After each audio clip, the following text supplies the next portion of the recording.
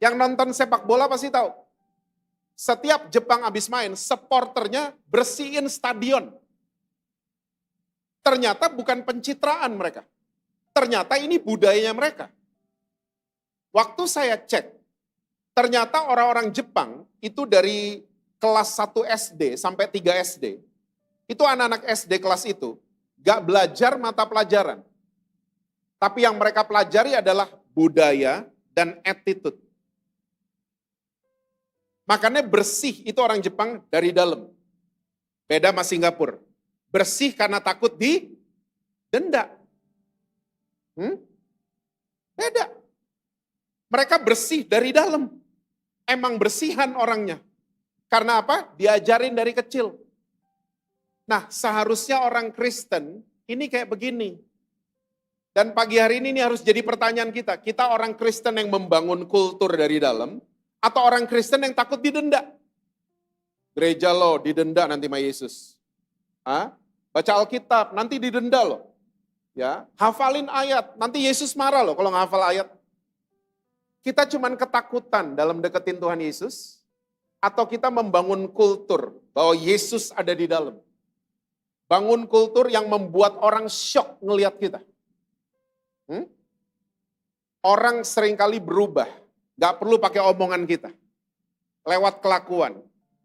Makanya kalau saudara baca 2 Korintus di pasal-pasal sebelumnya, Rasul Paulus mencatat bahwa kita nih suratan yang terbuka. Ini dia nih, ya, kecerdasan spiritual.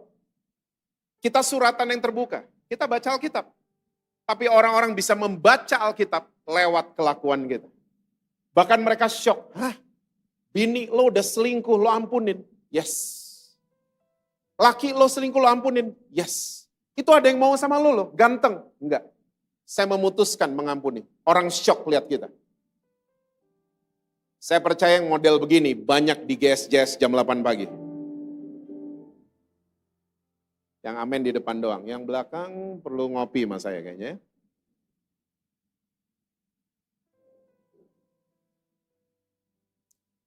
Saudara mesti tahu, waktu kita terus jadi agamawi dalam ikut Tuhan Yesus, kita akan terus deketin dia pakai usaha, pakai kekuatan sendiri, pakai tekad sendiri. Harus deketin Tuhan, harus ke gereja, harus melayani. Semuanya pakai kekuatan sendiri. Pak, tunggu Pak. Sebelum Bapak lanjut, Yesus kan menyuruh kita untuk berusaha Pak. Yesus kan suruh Pak, di hukum yang terutama kita disuruh mengasihi dia dengan segenap kekuatan. Nah, GSJS, tolong dengar baik-baik. Yang nonton dari manapun, tolong fokus. Kita kalau baca Alkitab, kita mesti mengerti dan teliti Yesus itu lagi bicara sama siapa? Audiensnya siapa? Tidak semua yang Yesus omongin itu untuk saudara dan saya. Kecuali kita ahli Taurat dan orang Farisi atau orang Saduki. Ya, tidak semua sekali lagi yang Yesus omongin itu untuk saudara dan saya. Salah satunya hukum yang terutama itu bukan buat kita. Hukum yang terutama itu bukan buat kita. Yuk kita buktiin sama-sama Matius 22 karena mata saudara mulai sadis lihat saya. Matius 22 ayat yang ke-34 sampai dengan ayat yang ke-40. Matius 22 ayat 34 sampai 40 itu judulnya hukum yang terutama. Alkitab catat begini. Ketika orang-orang Farisi mendengar bahwa Yesus telah membuat orang-orang Saduki itu bungkam, berkumpullah mereka dan seorang dari mereka, seorang apa saudara? Ahli Taurat. Bertanya untuk ngapain saudara? Oke, dia bertanya bukan untuk memperbaiki diri. Dia bertanya untuk menjatuhkan Yesus, untuk mencobai dia. Apa pertanyaannya? Guru, hukum manakah yang terutama dalam hukum Taurat? Jawab Yesus kepadanya, kasihlah Tuhan Allahmu dengan segenap hatimu dan dengan segenap jiwamu dan dengan segenap akal budimu. Itulah hukum yang terutama dan yang pertama. Dan hukum yang kedua yang sama dengan itu ialah kasihlah sesamamu manusia seperti dirimu sendiri. Pada kedua hukum inilah tergantung seluruh hukum Taurat dan kitab para nabi.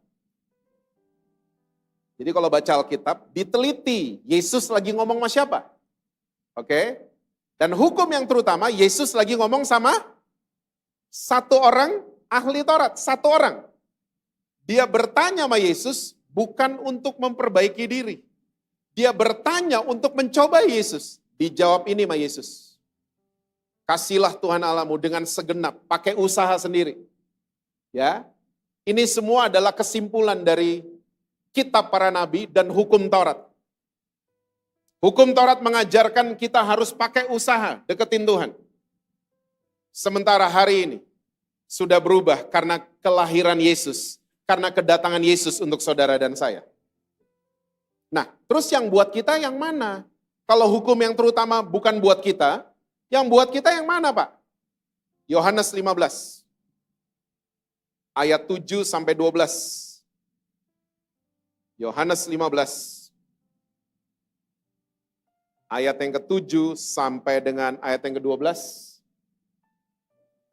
Yesus bilang begini, "Jikalau kamu tinggal di dalam aku dan firman-Ku tinggal di dalam kamu, mintalah apa saja yang kamu kehendaki dan kamu akan menerimanya. Dalam hal inilah Bapa-Ku dipermuliakan, yaitu jika kamu berbuah banyak. Dan dengan demikian kamu adalah murid-murid-Ku. Seperti Bapa telah mengasihi aku, demikianlah juga aku telah mengasihi kamu. Tinggallah di dalam kasih-Ku itu. Jikalau kamu menuruti perintah-Ku, kamu akan tinggal di dalam kasih-Ku, seperti aku menuruti perintah Bapa-Ku dan tinggal di dalam kasih-Nya. Semuanya itu kukatakan kepadamu supaya sukacitaku ada di dalam kamu dan sukacitamu menjadi penuh." Ayat 12, ini yang buat kita semua.